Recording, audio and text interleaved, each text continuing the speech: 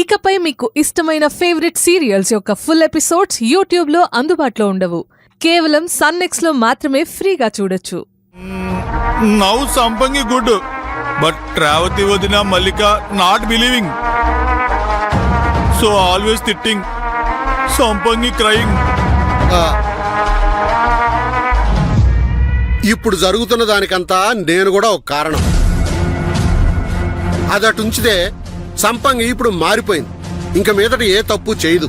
But మల్లిక రేవతి వదిన not believing. మీరు ఆ విషయం గురించి ఏం కంగారు పడకండి అల్లుడు గారు. నేనే నేరుగా పిల్లివారింటికి వచ్చి సంపంగి విషయం గురించి రేవతి మల్లికతో మాట్లాడతాను. అక్కడతో ప్రాబ్లం మొత్తం సాల్వ్ అయిపోతుంది. పిల్లివారిల్లు ప్రశాంతంగా ఉంటుంది. అవునా? వాట్ విషయం అది? నాతో చెప్పండి, ఐ టెల్ దెమ్. అల్లుడు గారు, ఇది టాప్ సీక్రెట్. నేనే స్వయంగా వచ్చి రేవతితో మల్లికతో సంపంగి గురించి మాట్లాడితే వాళ్ళ మైండ్ సెట్ మారిపోతుంది, రూట్ క్లియర్ అయిపోతుంది. సరేనా?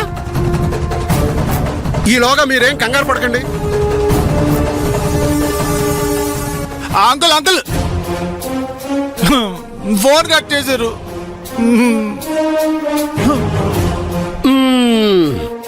ఒక చిన్న అబద్ధం ఆడితే ఇన్ని సమస్యలు వస్తాయని, సంపంగి ఇలా మారిపోతుందని నేను అసలు ఊహించనే లేదు. అయినా పెద్ద పెద్ద సమస్యలనే చిటికలో సాల్వ్ చేసిన ఈ అరవీర భయంకర వాసుదేవరావుకి ఈ సమస్య ఒక లెక్క. జూజుబీ.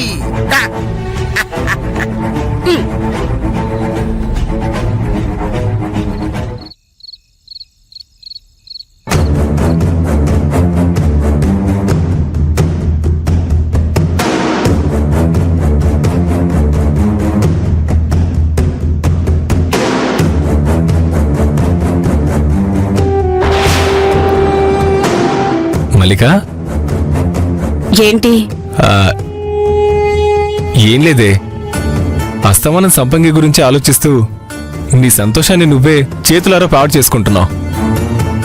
సంపంగి కొత్తగా తప్పు చేసిందని తెలిస్తే అప్పుడు చూద్దాం. అదెళ్దాం రా. అంటే అది ఇంతకు ముందు ఏ తప్పు చేయనట్టు కొత్తగా చేస్తే చూద్దామంటావేంటి? అలా కాదులే మల్లిక, మనం కోమలి వైపు నుంచి కూడా ఆలోచించాలి కదా. అది నాకు తెలీదు బావా. కాని కళ్ళు మూసినా తెరిచినా మా నాన్న రూపమే నా కళ్ళ ముందు కనిపిస్తోంది. అందుకే నన్ను నేను కంట్రోల్ చేసుకోలేకపోతున్నాను. ఆ సంపంగిని చూస్తే ఒళ్ళు మండిపోతుంది. అలాంటప్పుడు సంపంగిని చూడ్డం ఎందుకు? పోనీ కొన్నాళ్ళు మీ పుట్టింటికి వెళ్ళరా. నేను పుట్టింటికి వెళ్తే సంపంగి చేసిన తప్పులు, చేయబోయే తప్పులు ఒప్పైపోతాయా? అది కాదే మరిది గారు, మల్లిక ఎక్కడికి వెళ్ళదు. ఒకటి మాత్రం నిజం బావా, సంపంగి మారలేదు, కాని ఏదో దాస్తుంది. ఇవాళ అది వెళ్ళింది ఖచ్చితంగా ఆ గాలోడిని కలవడానికే. అప్పటి వరకు నడుస్తున్నది మమ్మల్ని చూడగానే ఆటో ఎక్కి తుర్రుమంది. అలా అది ఆటో ఎక్కి వెళ్లడంలో అర్థమేంటి? ఇవాళ ఖచ్చితంగా దాన్ని రెడ్ హ్యాండెడ్ గా పట్టుకునేవాళ్ళం. కానీ మధ్యలో రామాయణంలో మందరలాగా ఆ నాగలక్ష్మి అడ్డొచ్చి మా ప్లాన్ అంతా చెడగొట్టింది. బావా, అసలు నీకు అర్థమవుతుందో లేదో కాని కోమలి ముందు సంపంగి బానే ఉంటుంది. అలాంటిది గుడికి వెళ్తున్నాను అని కోమలితో కూడా ఒక్క మాట చెప్పకుండా ఎందుకు వెళ్ళినట్టు? అంతేకాదు మరిది గారు, ఇంట్లో నుంచి వెళ్లేటప్పుడు కూడా ఏదో తప్పు చేస్తున్న దానిలాగా అటూ ఇటూ చూస్తూ భయంగా వెళ్ళింది. నువ్వు నమ్ము నమ్మకపో బావా, సంపంగి ఏదో ఫ్రాడ్ చేస్తుంది. అది ఇలా మంచితనంగా నటించడానికి ఏదో బలమైన కారణం ఉండే ఉంటుంది. దాని బుద్ధి అది కాదు. మాట్లాడితే చాలు ఏడ్చేస్తోంది. ఎప్పుడూ లేనిది కోమలిని అక్క అక్క అని పిలుస్తుంది. పుట్టింటికి వెళ్లిన సంపంగి అంత హఠాత్తుగా ఎలా మారిపోయింది? ఇదంతా నమ్మశక్యంగా ఉందా? మీరు చెప్పేది వింటుంటే సంపంగి వల్ల పిల్లివారింటికి ఏదో పెను ప్రమాదం పొంచున్నట్టుంది. దాన్ని తరిమి కొట్టేద్దామా? అదేమొద్దు. తర్వాత అది కారణంగా చూపించి ఇంకో నాటకానికి తెరలేపుతుంది. అవును మరిది గారు, మీరు తొందరపడి అలాంటి పనులు చేయకండి. వాసుదేవరావు బాబాయ్ రోజారమణి పిన్ని సంపంగిని తీసుకెళ్లారు. వెంటనే బాబాయ్ ఫోన్ చేసి కోమలిని ఇంటికి రమ్మన్నారు. కోమలి వెళ్ళింది, సంపంగిని తీసుకొచ్చింది. ఇక్కడే సంపంగి ఏదో సరికొత్త నాటకమాడింది.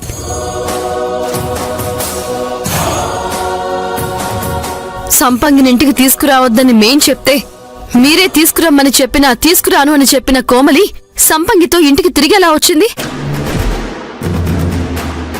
ఒకవేళ కోమలిని వాళ్ళ అమ్మా నాన్న కన్విన్స్ చేశారా?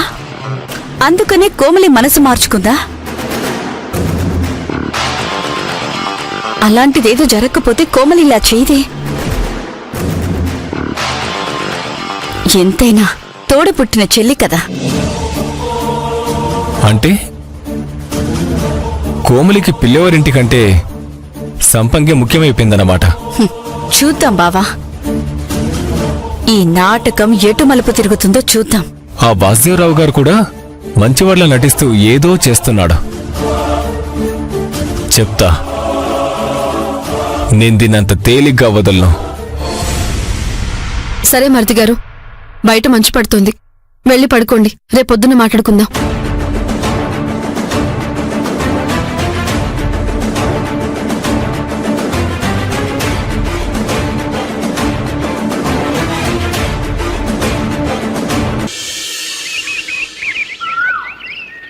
కోమలి, అమ్మా కోమలి, ఆ, ఎలా ఉన్నావు అమ్మా? ఒంట్లో అంతా తేలిగ్గా ఉందిగా? లేదు నాన్న, బరువుగా ఉంది. కడుపులోనా? డాక్టర్ దగ్గరికి వెళ్దామా? ఇది డాక్టర్ దగ్గరికి వెళ్తే తగ్గే బరువు కాదు నాన్న, గుండెల్లో బరువు. ఆ, ఓహో, అంటే నేను విన్నదంతా నిజమేనన్నమాట. సంపంగి వల్ల రేవతి మల్లిక ఇబ్బంది పడుతూనే ఉన్నారు. అదేం లేదు, మీ కోమలి, ఏంటిది? పిల్లివారి ఇంటికి వచ్చిన పెద్ద మనిషిని, అది మామయ్య గారిని వెళ్ళిపోమంటావా? దాని భయం దాని దయ్యా భీమేషు. అరే ముందు మీరు కూర్చోండి, నేను వెళ్ళి చిక్కుడు గింజలతో చేసిన టీ తీసుకొస్తాను. ఇలాంటి చిక్కుల్లో పడతాననే మనసులో కూతుళ్లను చూడాలని ఆశగా ఉన్నా ధైర్యం చేసి రాలేకపోతున్నానయ్యా. మీరు అలా అంటే నేను ఊరుకోను. ఆ, ఆ, ఆ, ఏదో రకంగా నేను మీకు సేవ చేసుకోవాల్సిందే. ఆ, లేదంటే వదలనంటావు. అలా అయితే ఒక పని చేయవయ్యా. 4 మిరియాలు, చెంచాడు జీలకర్ర, చిన్న అల్లం ముక్క, 2 ఎండు ద్రాక్షాలేసి. కషాయం కావాలని అడగొచ్చు కదా మామయ్య గారు. అబ్బా, ఏం కనిపెట్టేసావయ్యా భీమేషు. ఆ, మీరు దినుసులు చెప్తుంటేనే మీరు చెప్పబోయేది నాకు అర్థమైపోయింది.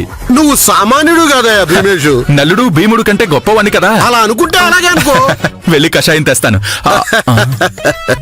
నాలుక దురద పెడుతుంది. కవిత చెప్పి చాలా రోజులైంది, చెప్పి వెళ్తాను.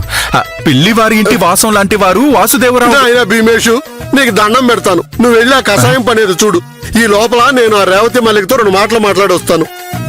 చెప్పేది అర్థం చేసుకోండి నాన్న. మీరేదో అర్థంతో చెప్పబోయి అది వాళ్ళు ఇంకో రకంగా అర్థం చేసుకుంటారు. వద్దు నాన్న, మీరేం మాట్లాడొద్దు. చూడమ్మా కోమలి, నేను సమస్యల్ని సృష్టించడానికి రాలేదు. పిల్లివారింట్లో ఏ సమస్య లేకుండా పరిష్కరించడానికి వచ్చాను. చెప్తే వినరా నాన్న? వద్దని చెప్తున్నాను కదా. ఆ, నువ్వేం కంగారు పడకమ్మా. రేవతి మల్లిక సంపంగిని ఎందుకు అపార్థం చేసుకున్నారో దానికి విత్తనం ఎక్కడ పడిందో నాకు బాగా తెలుసు.